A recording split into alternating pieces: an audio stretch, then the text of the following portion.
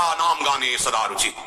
समुत्कंठा ये केवल भगवत संग से, जो महाभागवत जन है उनके वचनों से होता है। समुत्कंठा, उत्कंठा पूर्वक, आहा गोविंद नाम इतना महामहिम, कृष्ण नाम, राम नाम, राधा नाम, एक लोभ जगता है, एक उत्कंठा जगती है। रोज अगर महिमा सुन रहे तो नवीन नवीन उत्साह बढ़ता चला जाता है, और यही उत्साह विषयों को परास्त करने के काम में आता है।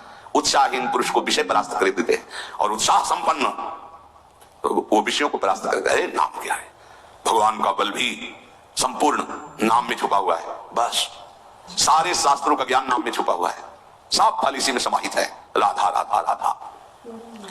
अब कह रहे हैं कि इसमें घातक बात है कि आपको कुछ ऐसे लोग मिलेंगे जो इस नाम की महिमा का अवहेलना करने हैं। पूरा जीवन है नाम। तुम कहते हो कि हमने इतने वर्ष जपा कुछ नहीं हुआ, हम कहते हैं ऐसे बन करके जपो, देखो कैसा रंग नहीं आता। 2-4 बार नाम ले लियो, खूब मनमानी व्यभिचार, गंदे आचरण, गंदा भोजन, अनुभव में आएगा नाम तुम्हारे, लेकिन फिर भी तुम्हारा मंगल होगा, क्योंकि तुम्हारे बैंक में जमा हो गया 2-4 बार ही सही। हमारी श्रद्धा है ऐसी कि फिर भी तुम्हारा मंगल होगा। लेकिन वर्तमान में तुम इस नाम का चमत्कार देखना चाहते हो तो व्यभिचार छोड़ो, गंदा आहार छोड़ो, संयम से चलो। कैसे रहनी से नाम जप किया जाता है वैसे करके देखो। अगर आप चिल्ला चिल्ला के रोने न लगो कि नाम की कितनी अपार कृपा है, तब बताना, जीवन आश्चर्यमय हो जाएगा। भगवान कह रहे हैं अहो आश्चर्य है मेरे नाम का। भगवान ने तो अवतार लेकर कुछ को ही परम पद प्रदान किया, लेकिन नाम जब से सृष्टि रची गई तब से आज तक और आगे तक जिसने नाम का आश्रय लिया उसका मंगल करता है। सब कुछ नाम है।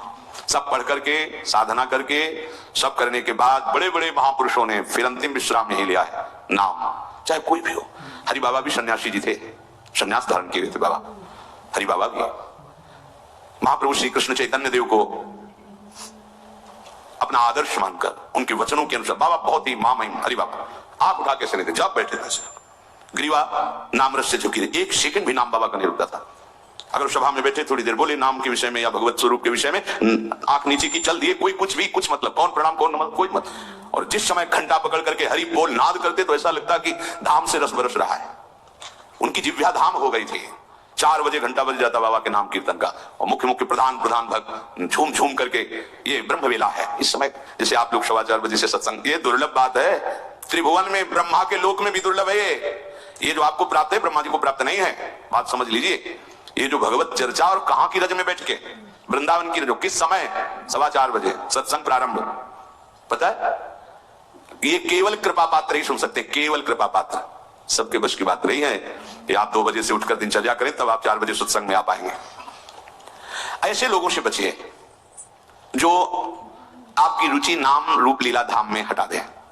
भगवान नाम में रुचि, नाम कि कोई अर्थवाद की बात कहे तो कान में अंगुली डाल लो। अर्थवाद अरे ये सब कहने सुनने की बातें, पंडितों ने लिख दिया है थोड़ी, ऐसा नहीं।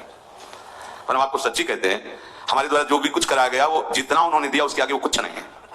जो भी साधन भजन सब ग्रेता आदि प्रभु ने करवाया, उसको कोई एक अपराध में सब नष्ट हो सकता है, एक अपराध में पूरा का पूरा। ऐसे अपराध की अनंत वृत्तियों का शमन करके जो उन्होंने अपने चरणों का सानिध्य, धामवास और अपने जनों का संग और अपना रंग, ये हमारी साधना की कीमत नहीं है, ये हमारे जीवन की कीमत नहीं है। हमारा जीवन तो किसी एक छोटे से विषय में भी नष्ट हो सकता था, ये उनकी कृपा का है। और ये हृदय से कहता हूं कि जहां कहीं कुछ है वो कमी हमारी है, उनकी कृपा में किंचन मात्र कमी नहीं। अब तो लाडली जी के चरणों में रह रहे हैं, पर जीवन में कभी ऐसा मुझे अनुभव नहीं हुआ कि मैं अकेला हूं। बच्चा थे, कभी हम किसी को साथी नहीं बनाया। कभी बीच में 2-4 महीने के लिए संत मंडली मिल गई किसी के आश्रम में, कहीं ऐसा एकांतिक वातावरण, 1-2 साल उन आश्रमों में रुक गए। मित्रता किसी से नहीं। जीवन में साथी केवल हरि रहे, पग पग पर अनुभव कराते रहे वो हैं, और अनुभव कराते रहे कि मैं तुम्हारे साथ हूं। उनका जो प्यार मिला है, उनका जो अपनापन मिला है, हम क्या अपनापन दे सकते थे, उनका जो अपनापन मिला है, उसी के बल से हम कहते हैं कि आप एक बार भी गोविंद नहीं बोल सकते यदि वो आपको प्यार न करें तो। पहले विश्वास कर लो कि उनकी तरफ से आपको स्वीकृति मिल गई, वो आपको प्यार कर रहे हैं इसलिए आप नाम जप कर रहे हो। एक भी नाम व्यर्थ नहीं जाएगा। किसी ऐसे की क्या बात मानना जो कभी अपने मन को रोक कर 1 मिनट भी नाम में नहीं लगा, उसकी बात मानोगे? ये बातुल भूत विवश मतवारे ते नहीं बोले वचन विचारे, इनकी बातें सुनने लगे। अभी कुछ बोल रहे हैं, अभी कुछ कर रहे हैं, अभी कुछ खा रहे हैं, अभी कुछ पी रहे हैं, अभी कुछ सोच रहे हैं, कुछ।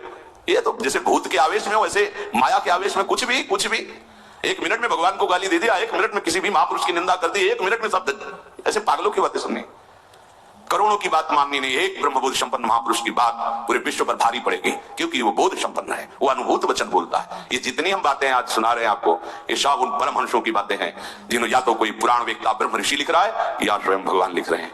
एक एक अक्षर सत्य है। अनुभव ना होने में हमारी कमी है, हमारी रहने में कमी है, हमारे विचारों में कमी है, औषधि में कोई कमी नहीं। जैसा बोल रहे अक्षरशः ऐसा ही नाम है। नाम न बचाए तो एक अपराध जीवन भर की साधना को मिट्टी में मिला सकता है। एक अपराध पर नाम कवच की तरह बचाता चलाता है। जब कोई भी उपासक उपास्य देव के समीप पहुंचता है तो यही देख पाता है कि मुझे घसीटा गया नहीं, मैं तो कहीं भी फैल के गिर सकता था, मुझे बचाया गया। ये कोई दैन्यता की बात नहीं, वो तो हृदय जाने मोरी छाती, मेरा हृदय जानता है कि मेरा मन मुझे कहां गिरा सकता था, कहां कहां भ्रष्ट कर सकता था। अगर मुझे बचाया न जाता तो जैसे एक अनजान अबोध बच्चा गंदी चीजों से खेलना चाहता है, ऐसे ही हम उसी खेल में जीवन व्यतीत कर देते, उन खिलौनों की चाक कर लेते। लेकिन बचाया, बचाया, लगाया, हमें ही नहीं आपको भी। अगर आपको घसीटे ना होते तो आप ऐसे नहीं बैठे होते। आप उनकी कृपा को देखिए। अभी जो आपको फल मिला इससे बड़ा कोई साधना का फल नहीं।